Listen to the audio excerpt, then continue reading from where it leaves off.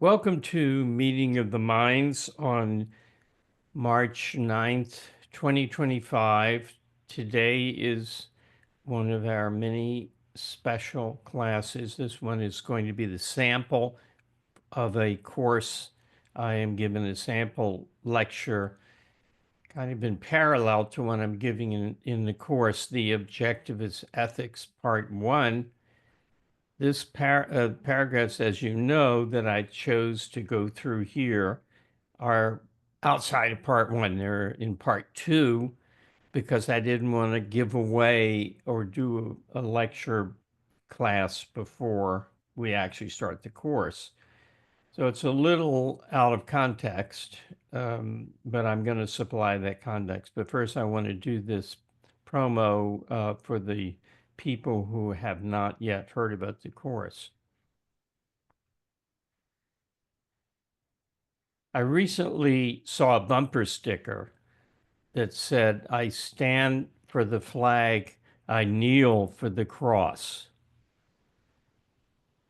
If I could adapt that horrible bumper sticker, it would be, "I stand for the flag and I kneel before the Objectivist Ethics," the essay which began as a speech by Ayn Rand at the University of Wisconsin, is one of the great intellectual tour de forces, achievement, accomplishment of the post-Renaissance period. And I don't think that it has gotten the attention and study as a separate piece of work that it deserves. So I'm giving this course on the first part of the Objectivist Ethics. The course is going to start March 17th and run for 4 weeks. It actually ends on April 7th because I'm taking one Monday off, the 24th of March. Why do I say this is such a fantastic and rich essay? Well, consider what it covers in the first part, the first half. It supplies an ethics based upon reason, shows what reason is, why moral values can be proved in reason, why they have been held to be unprovable by reason, introduces the concept of mental focus as the locus of free will, discusses the evil of the initiation of force, the basis for the concept of individual rights, why capitalism is the ideal social system. Some of that gets into part two, and part two includes the virtues of the objectivist ethics, the basis of rational psychology. And in part one that we will be covering, it includes, in passing, almost tosses off a view of teleology, of teleological causation, a definition of sensation, of perception, and of concepts, and the rudiments of epistemology. I shouldn't say the rudiments, the fundamentals of the science of epistemology. This is all in a 1-hour speech given to the general student body of the University of Wisconsin in 1961. It's an amazing document. It should go in the National Bureau of Archives, and it will someday. This course will focus on content and method. And by method, I mean two things: Ayn Rand's method of how she is doing what she's doing, and your method as a student studying and mining the gold from this essay. Now, there is a schedule, but in the current era with modern technology, you're not schedule bound. You can listen to this course as a podcast, or you can watch video recordings that we're making on Zoom for the video and audio reproduction recording. But the schedule, if you want to attend live, is Monday, Wednesday, and Friday. I'm trying a new format. Monday, Wednesday, Friday, half an hour lecture, and then a 15-minute Q&A following the lecture. I want to make it brief because it's so dense and so compressed, and continuous. Even meeting once a week means you lose a little momentum. So I'm trying to give small, digestible, essentialized segments 3 times a week for 4 weeks. It's expensive. It's $725 for the whole course. But eventually you're going to pay it because you're going to hear what an incredible boost to your understanding and appreciation of objectivism this is. And you're going to want to, you can pay me now or you can pay me later. But I think you're going to want to take this course. We're going to average 5 paragraphs a meeting, I hope. I originally was going to give the whole essay, but I realized very quickly that that is impossible. There's too much to say about this to cover in 4 weeks and 9 hours of lecture. So that's the summation of what this course is offering. I hope that you will take it. I'm pretty sure you will if you're seriously interested in objectivism and your own understanding of your own ethics and psychology. Thank you. Okay, that's the blurb. Now let's try and fulfill that tall order. First, some context for the essay. Let's put it in context. Existence exists. I exist. And you are thinking for yourself. You exist. That is, the I that is you exists. The self exists. I am conscious. I am alive. This is the context. These are axioms, but this is the context. I act. As a being alive and conscious, I act. I choose. And what takes us right into this essay, not the exact part we'll be covering, but the whole thrust of the first part, how I choose affects me. So that's the context. We have to take that as given, and that's what we're bringing to this this study.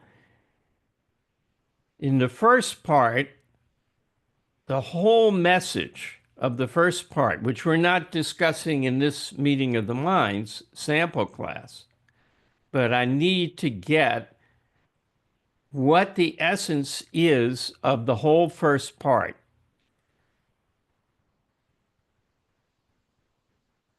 I think the most revolutionary, fundamental, door-opening idea of the first part, first 60 paragraphs of the Objectivist Ethics is, now this is arguable because something like this, it's like saying, what is the basic theme of the Rachmaninoff Second Concerto? And there would be a few contenders for that. But what would you say, and you don't have to answer, but think in your own mind, what is the single proposition of the first part that is the fundamental and is behind everything else? I think, if you've now kind of given it some thought, the concept of value rests on the concept of life. that's the idea that she came up with when she was walking up Park Avenue, that writing Galt's speech, and she was trying to figure out what she called values for weeds. That the concept of value rests on the concept of life. It is only the fact that living organisms have to act to stay in existence that gives rise to the existence of values, benefits, harms, needs, good, evil, purposes, and the whole normative family of concepts. Better, worse, success, failure, all of those exist because a living organism can die and will die unless it secures the things it requires to stay alive. And that makes a great transition into why is she covering in paragraph 68 what she covers. In psychological terms, the issue of man's survival does not confront his consciousness as an issue of life or death, but as an issue of happiness or suffering.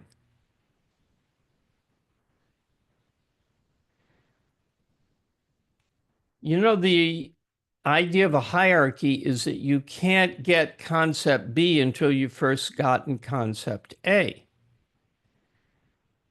And you understand B is a derivative from A. So you can't have the concept fool's gold is a B until you've had the concept gold. This is, I think, an example I got from Ed Locke.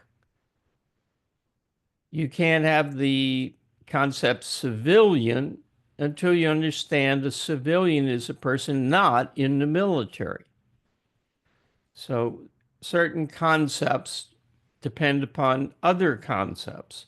So you have to understand concept A before you can go on to concept B. But here, the concept value does not seem to require understanding the concept life to get to the concept value. Certainly, the whole great achievement of the objectivist ethics is grasping that there is a concept value that rests upon the concept life. So it can't be like civilian and military where we were say it's 1855 and somebody says, I've got a new theory of civilians. They're actually people who are not in the military. Now, isn't that enlightening to you? No, we knew that. But when you say the concept of value rests upon the concept of life, you have to explain that. And when you do, it's a revolution in the idea of applying reason to morality. So she needs to explain how that can be true, that it's hierarchically dependent, and using the concept value without the concept life as its base is a stolen concept. It actually, altruism, for instance, is a stolen concept. The concept should, which rests on the concept value, has no meaning if should relates to that which you owe other people because you live for them.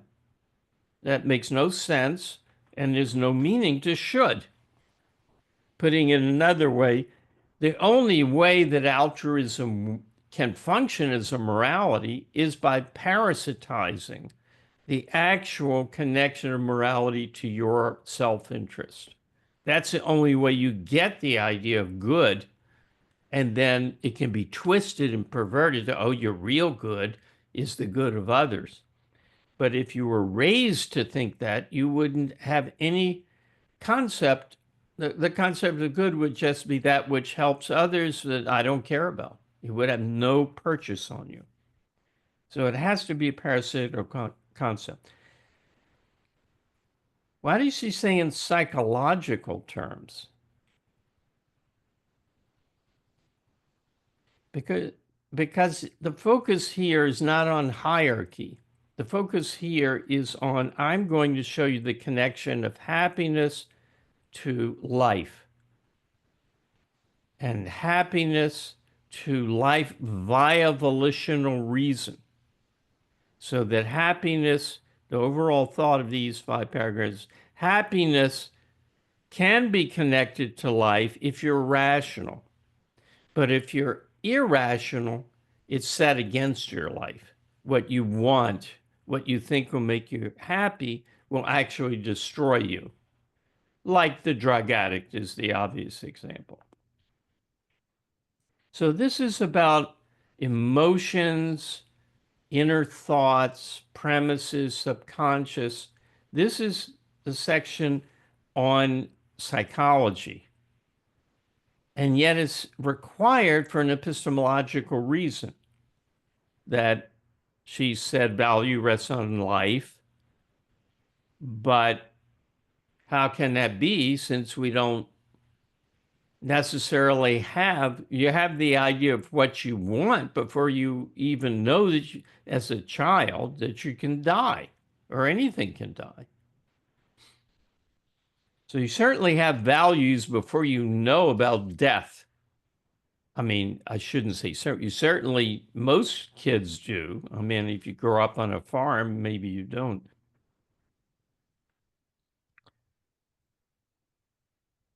Okay, so it confronts life or death confronts his consciousness. What an interesting term, confront. It's there speaking to you. Hey, look at me.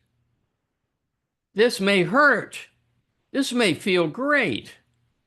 And those are the stand-ins for this may lead towards your death, or this may lead to your continued survival. Now, I add in my own work that it's natural selection that is at the basis of this phenomenon, that emotions have been naturally selected. And she goes into the nature of the pleasure pain mechanism, which is automatic and infallible, because without going into Darwin and natural selection, but that's the obvious and known, well-known explanation of why physical bodily pleasures and pains are aligned with survival. An animal that got pleasure from gnawing off its limb would soon be replaced by animals that got pain for that because they would die much more frequently, much more quickly. So that's an obvious application, and it's well known. She says in this paragraph, she reduces the emotional level to the automatic bodily sensations of pleasure and pain. Just as the pleasure-pain mechanism of man's body is an automatic indicator of his body's welfare or injury. Now, we'll just pause on that. Now, I'm going to go into method. Apparently, I can easily give a half-hour class on a single paragraph, judging by how we're going. But that's the nature of how she writes. Look at this, look at the word choice, just as the pleasure-pain mechanism. Would anyone else describe it as a mechanism? No. Pleasure, pain, facility, pleasure, pain capacity, pleasure, pain system. That's how they would call it, pleasure, pain system. Mechanism is such a great term because it is contrasted to volitional. Is an automatic. She uses that word automatic to mean what would be mistakenly called deterministic. We just had a post on HBL where someone said if free will evolved, then isn't the implication that many of the older things that are still there are deterministic? No, deterministic is contrasted to volitional as a theory of how things work. This is automatic stuff.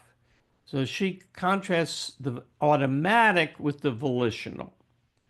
Just as the pleasure-pain mechanism of man's body is an automatic indicator of his body's welfare or injury, a barometer of its basic alternative life or death,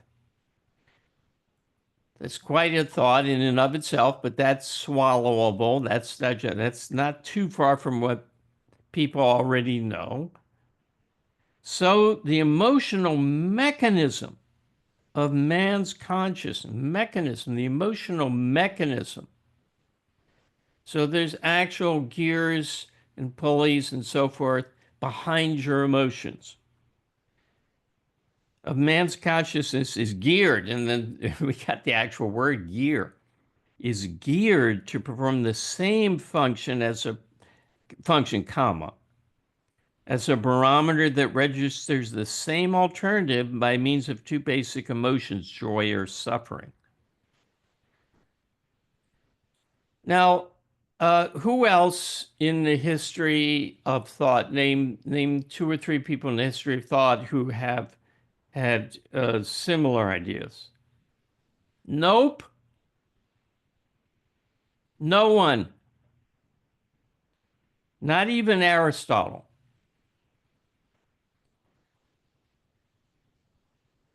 But when stated, your reaction is, yeah, sure.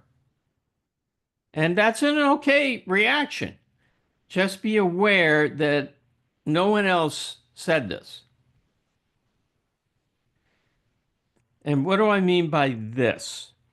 That the emotional mechanism is geared to life or death in the same way that the pleasure-pain mechanism is.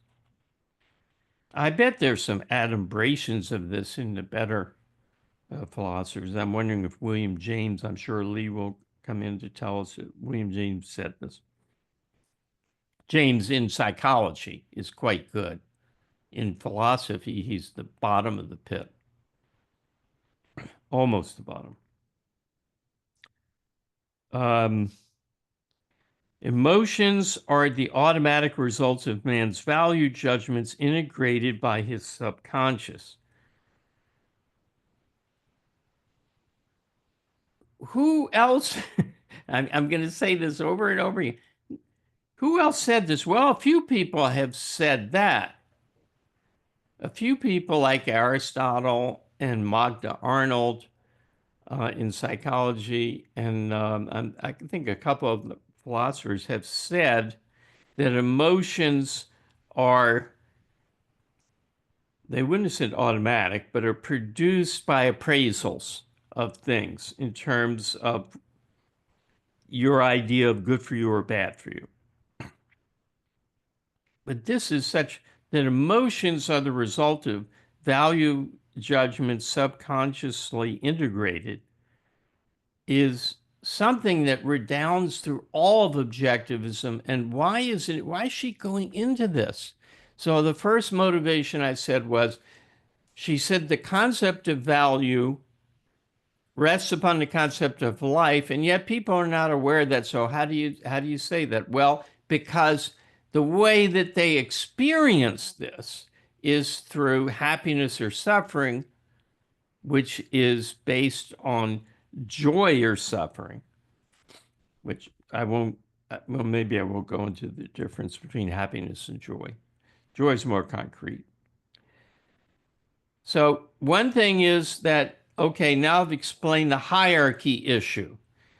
But the other thing is the whole opposition to egoism.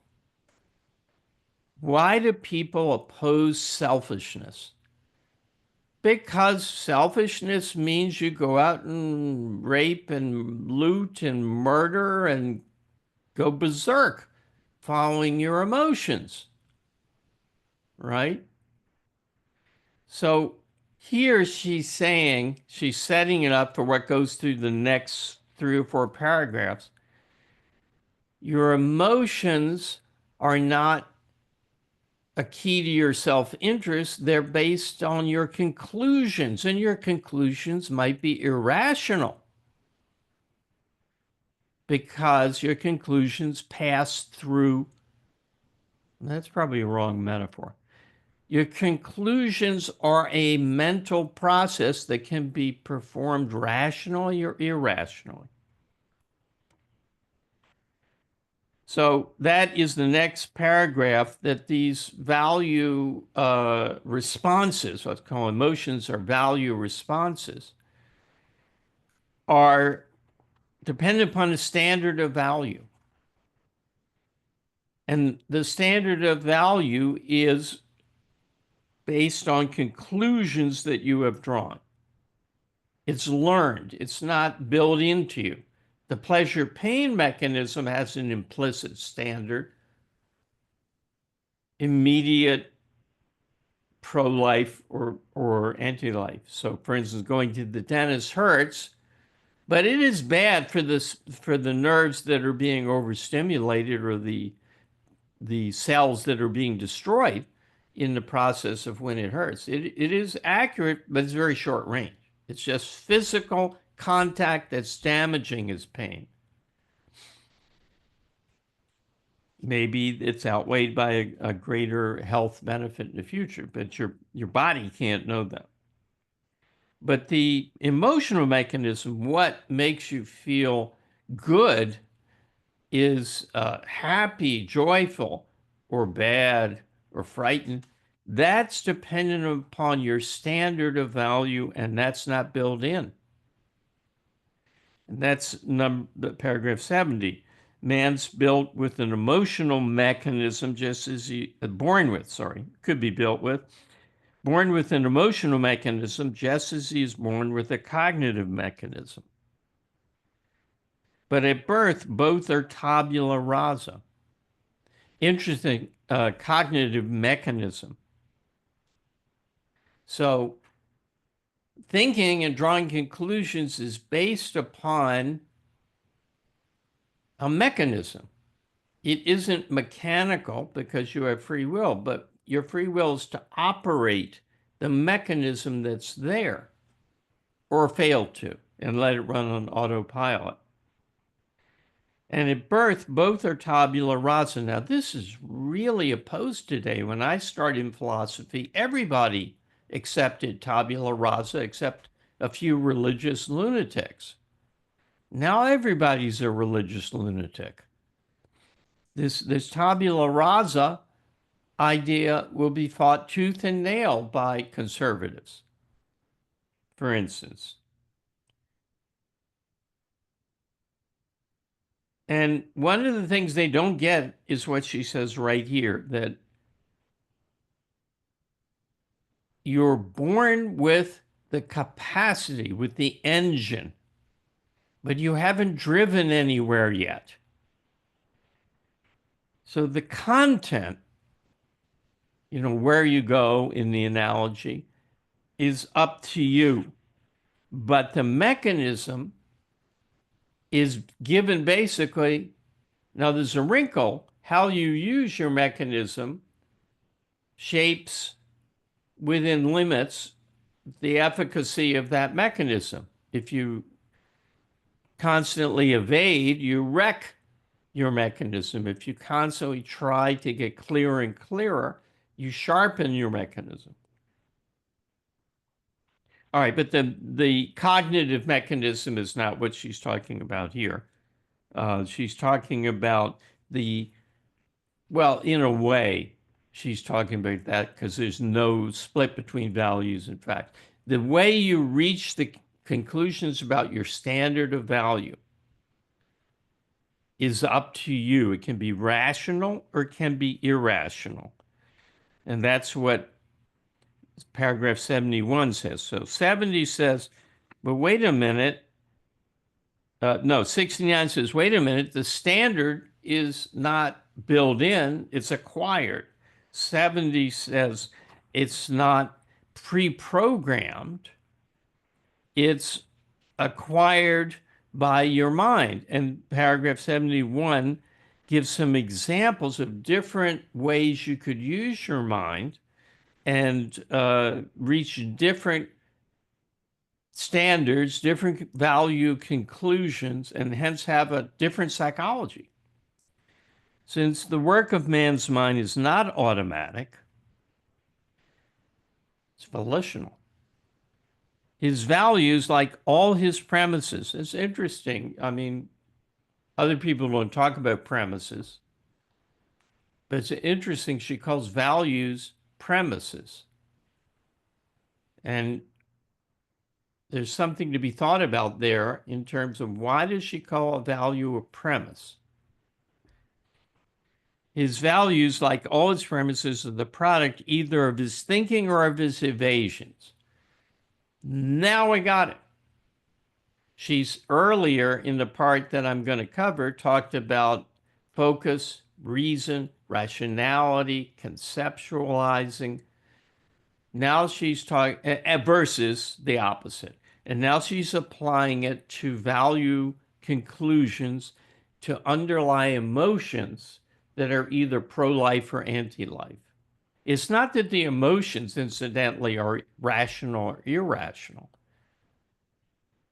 An emotion is an automatic response of your emotional mechanism given what you programmed into it.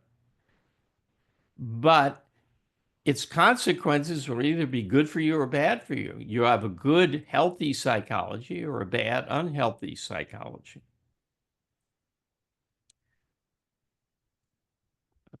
How much time do we have left, Jean? I was just about to tell you you're at 25 minutes. You got 5 minutes in the official lecture portion. Good. We're not doing so bad. Now, okay, so you see the concretization of it.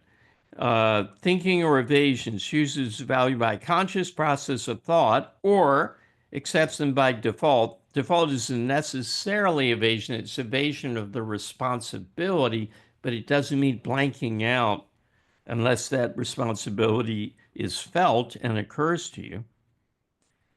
By subconscious associations, what would that be? Well, I associate certain music with a certain time in my life when I first heard it, and the good things in that time are infused into the music.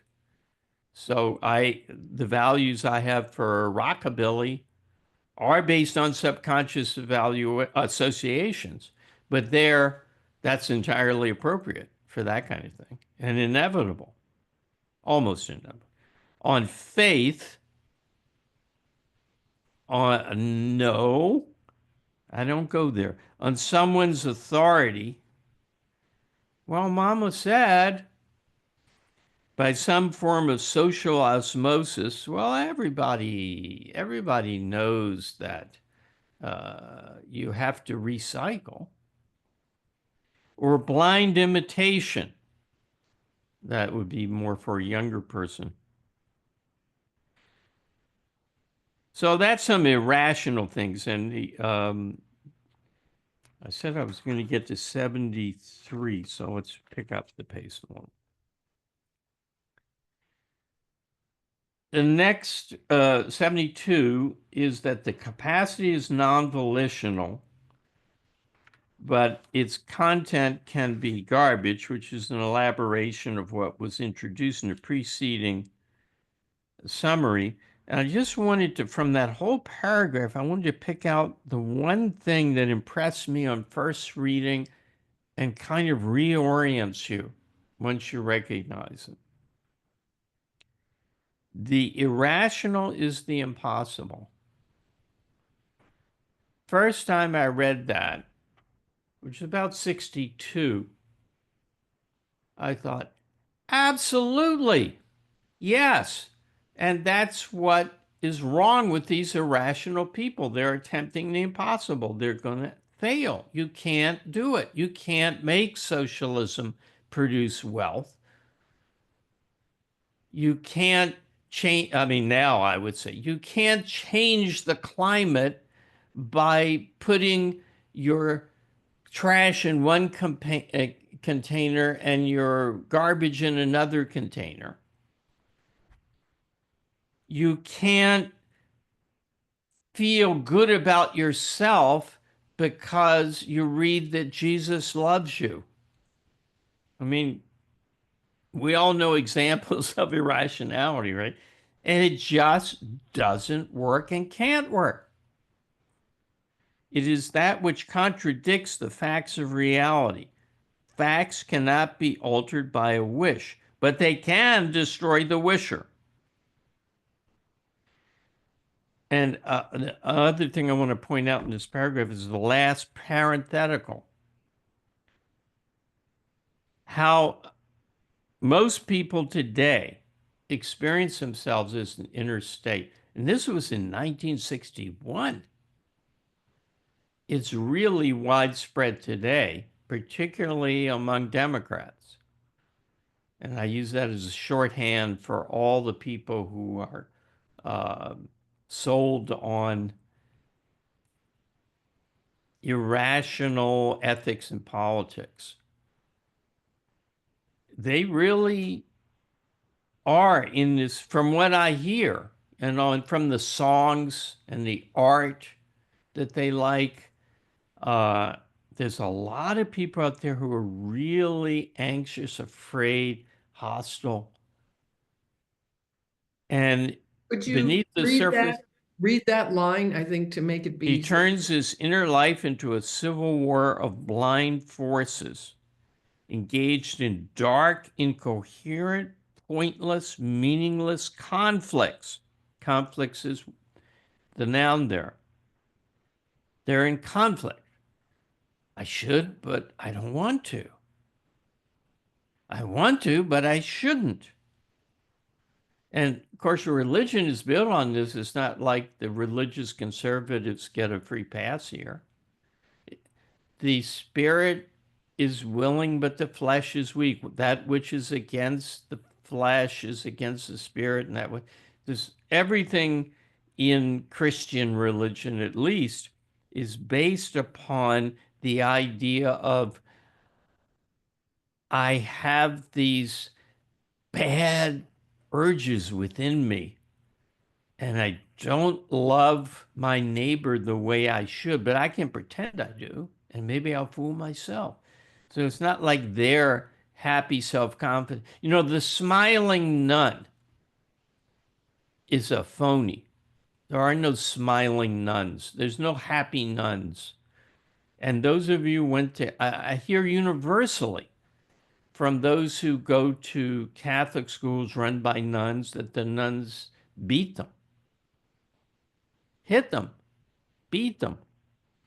They're unhappy people because you cannot get self-esteem through reading that someone is floating in the sky looking down and loving you.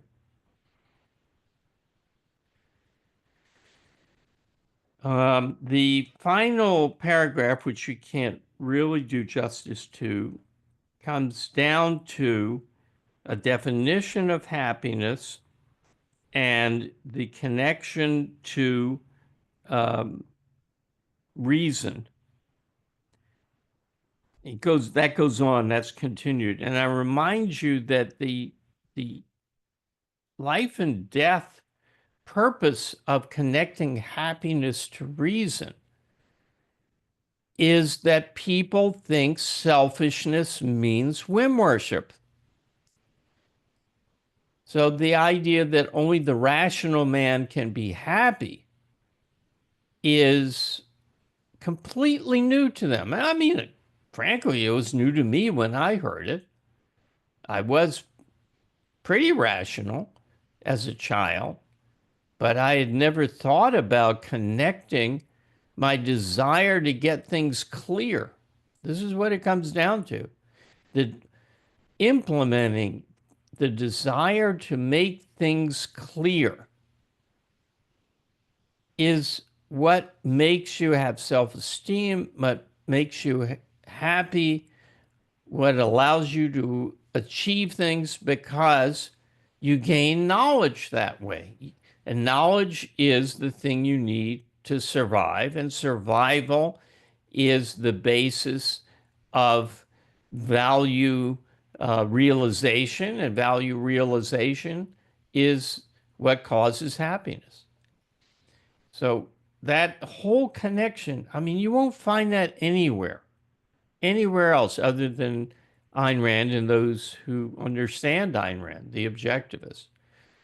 It's so simple. And that's what stuns me is that she could put this so clearly and simply that a bunch of college students at the University of Wisconsin could take it in as a speech.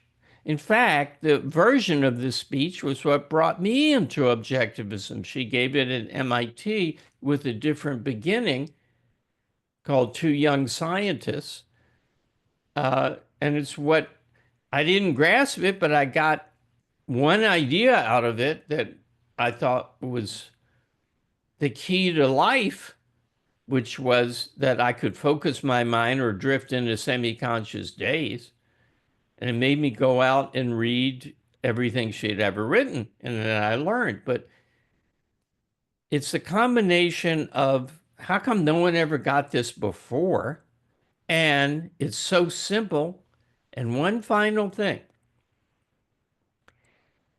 the word choice. I pointed to a few words like mechanism and automatic and premises. These word choices that she has are phenomenal, and they seem, I bet they just came out of her subconscious. I don't think she edited it this much. I've seen a draft. Um, she had the ability, hard-won ability, to pick the simple word that makes the right differentiations, that sets you up for understanding what she's saying. And I recommend you try to write a paragraph on, suppose you were trying to write a paragraph on the objectivist ethics. You know, why is it good to be rational? And if you're like everyone I know, including myself, it's a real struggle to get the wording right. And when I say wording, I mean conceptual, the exact right concept that has the right stored content to bring the connections clearly in mind. So this is the kind of thing we'll be doing on even juicier material in the course. And I'm pretty sure that most of you will take it at one time or another because it's going to be terrific. And with that, let's conclude the sample course, sample lecture. Well, let's do the Q&A for the sample course. Yeah. Got a number of questions in the chat. The first Okay. one is very curious to hear about the difference between joy and happiness. This is from Jen. I hope it's okay to say people's names. Yeah, sure. Because it's in the chat with the name. So joy is the concrete. You I just won a tennis game. I just broke a record in bowling. Yay! You know, you've experienced joy. Happiness is joy in living. Happiness is metaphysical joy. That's why happiness can't be a matter of how I feel this afternoon. It's your long-term moving average. You know, from the stock market, they have the 20-day, 100-day moving average, which smooths out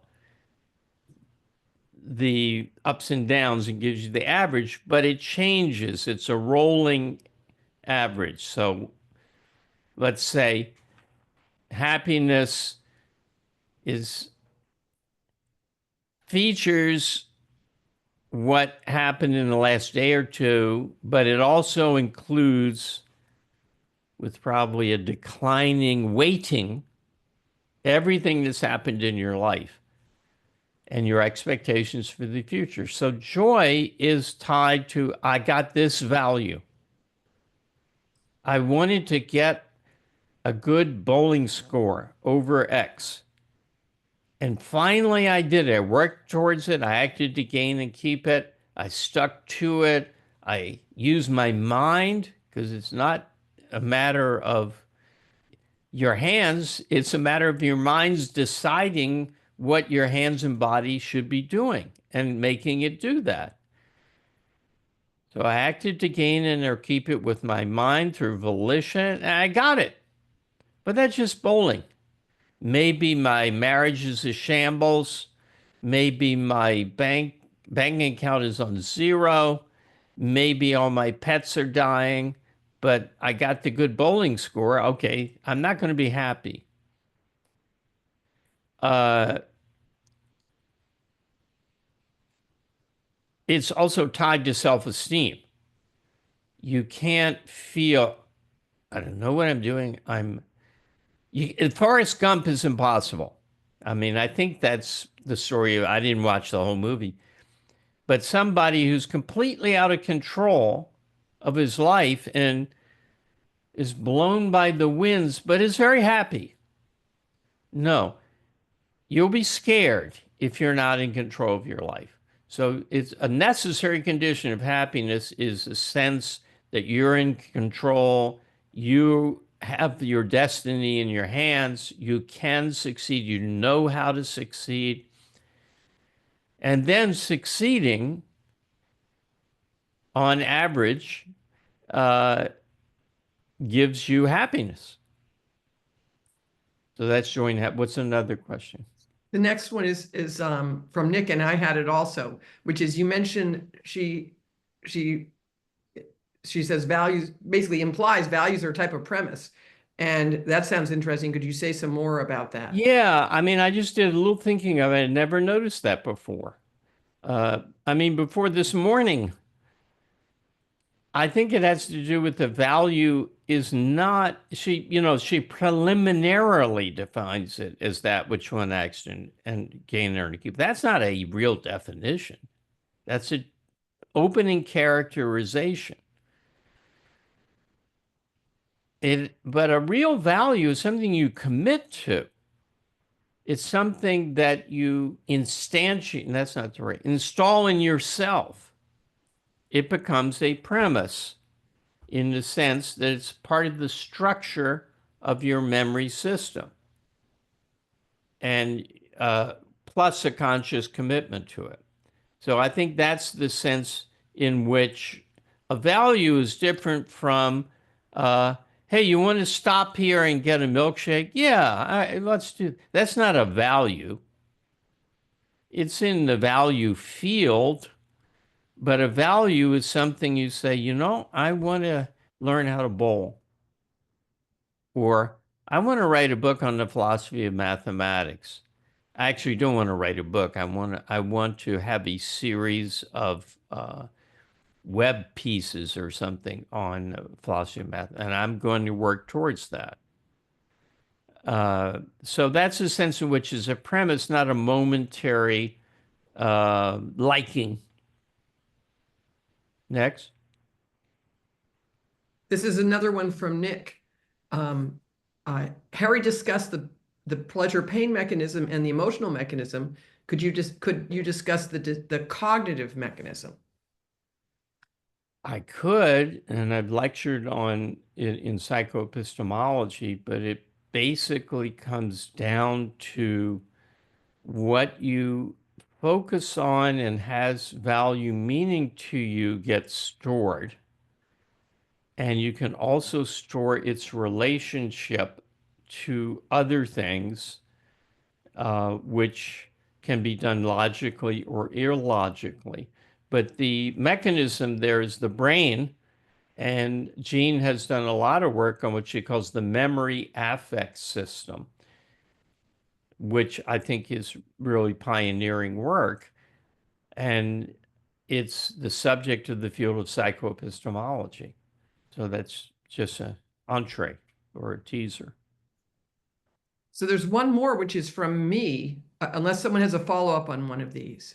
So, um, so mine is, and there's a phrase she has, value judgments integrated by the subconscious. And my question is, do you agree that the judgment part of that, the judgment part is conscious and the result is what's stored?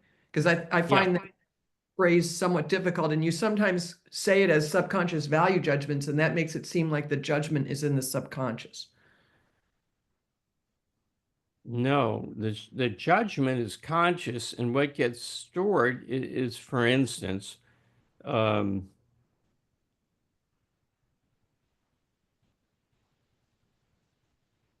I'm trying to think of it, whether this example from this morning is good. Oh, here, yeah, this that occurred to me today. That opening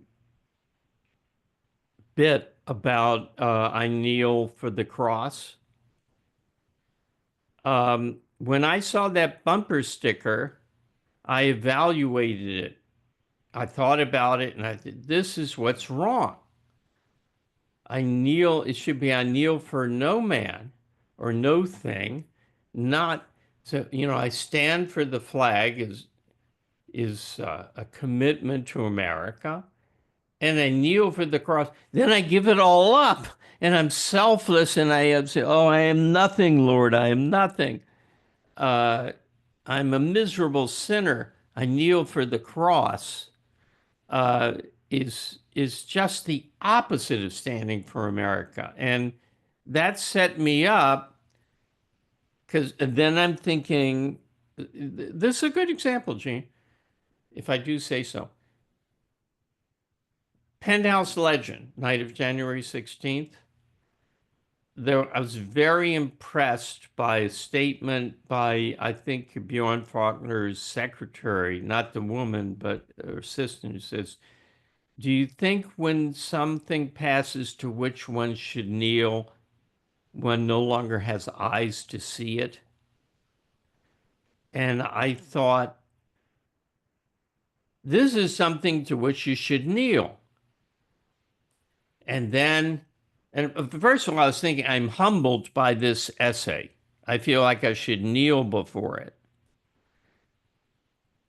Having previously stored, I kneel for the cross.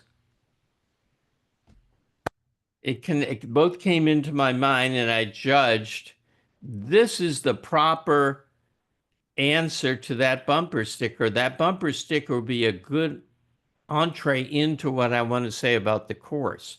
So I had one memory already there, connected to a philosophy, a metaphysics, and an ethics, a view of ethics in fundamental terms of pro-self or anti-self.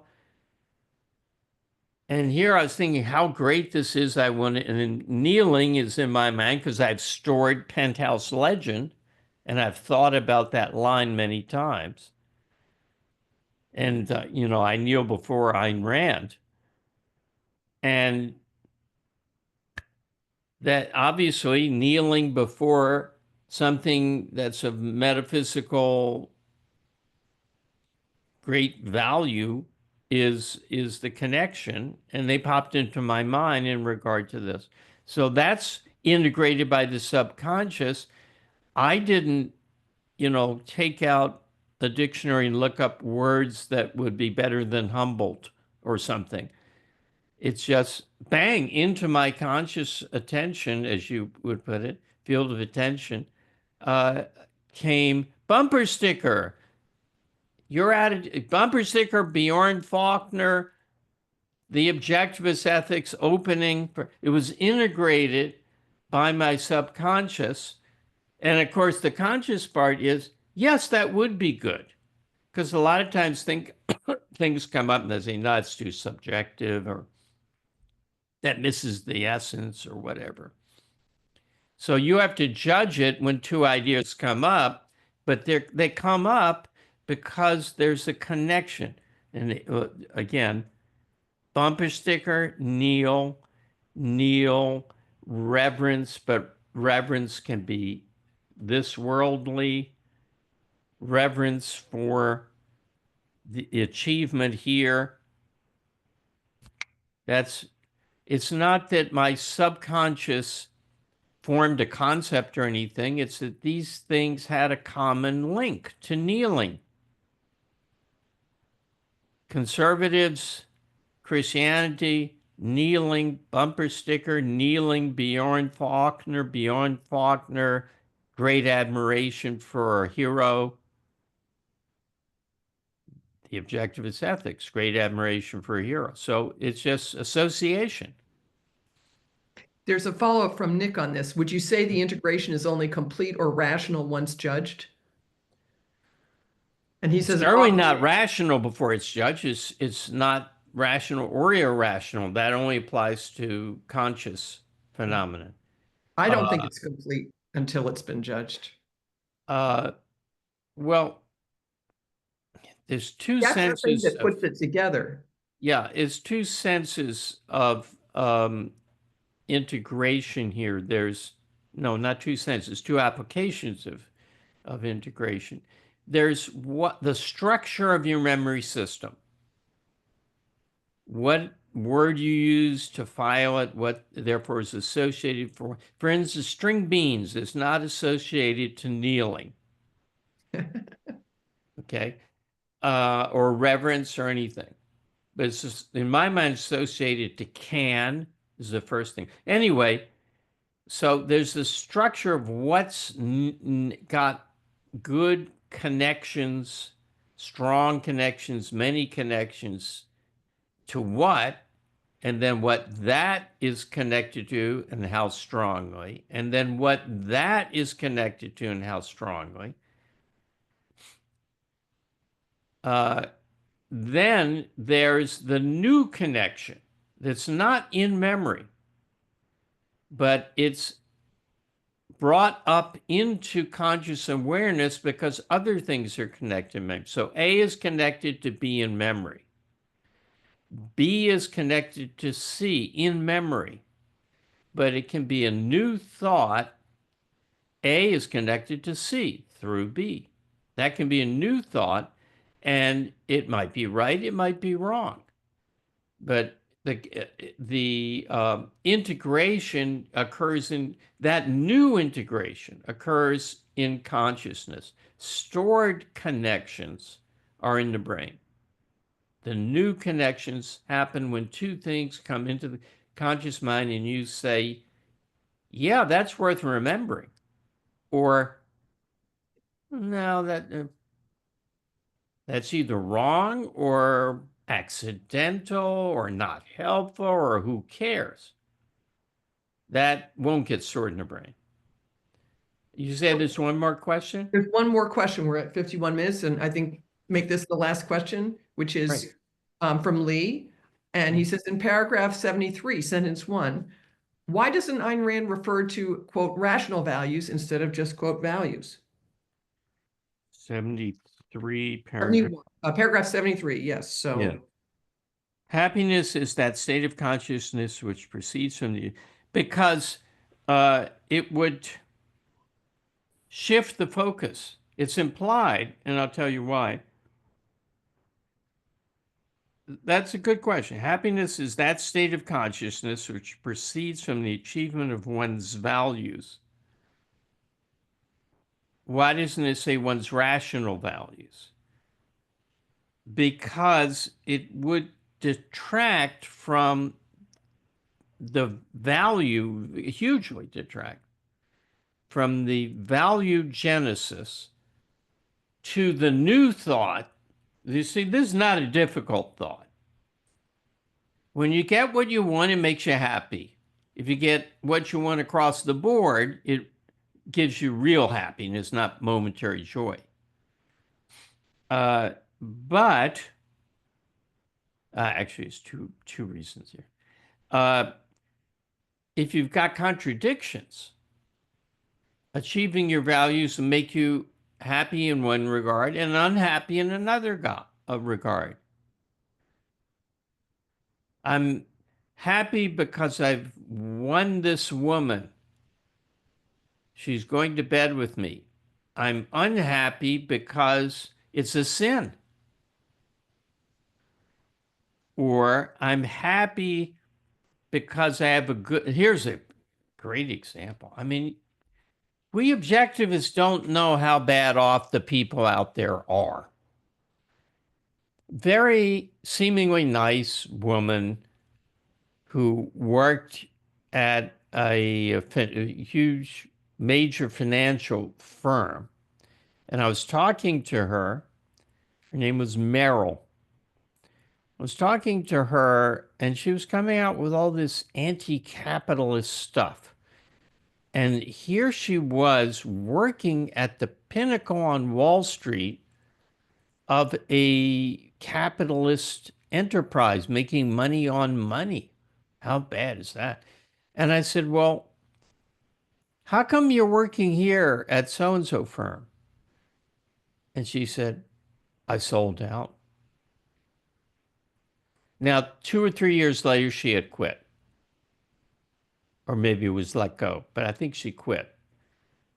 So that kind of contradiction, happiness comes from the achievement of that. Yeah, I got the job, the great money, but it's wrong. My values are the little people, the helpless, the vulnerable, the misshapen, the people you see in the advertisements, won't you give? That's what I really think I ought to want. And this stuff is bad. You can't have happiness with a contradiction in the next sentence that I think is non-contradictory joy. No, it isn't. But somewhere, I guess that's called speech, state of non-contradictory joy. So one's values, it's very interesting until about a week ago when I was talking about this with Gene. I thought it was happiness is that state of consciousness which proceeds from the achievement of a value. But no, it's of one's values, all, all or most of them. And if you've got contradictions, you can't be happy. But your mechanism will, let's take one that doesn't, that's wrong, but that doesn't immediately hit you in the face. So you, for altruistic reasons, you help somebody do something. And you will feel satisfaction. I'm sure it'd be undercut because it's an anti-life value. Now I'm talking about where you really sacrifice something. But you can feel pleasure or happiness, joy from that. But it'll be undercut. A joy without penalty or guilt, Galt says. A state of non-contradictory joy, a joy without penalty or guilt. So there's a lot to say actually about self-esteem and the role of self-esteem in there, where it was very clarifying to me to understand that your self-esteem depends not only on how good you are, but on what you think is morality, your standard, your consciously arrived at and endorsed standard. So Reardon, for example, has all the elements of self-esteem except a mistaken standard. Now, a standard is not, incidentally, altruism. His standard is egoism for himself, and other people choose. There's no way to judge other people's moral codes. So he doesn't think his standard is provable or right or objective, but it's what he's going to do come hell or high water. He's going to produce, he's going to think, he's going to live his life.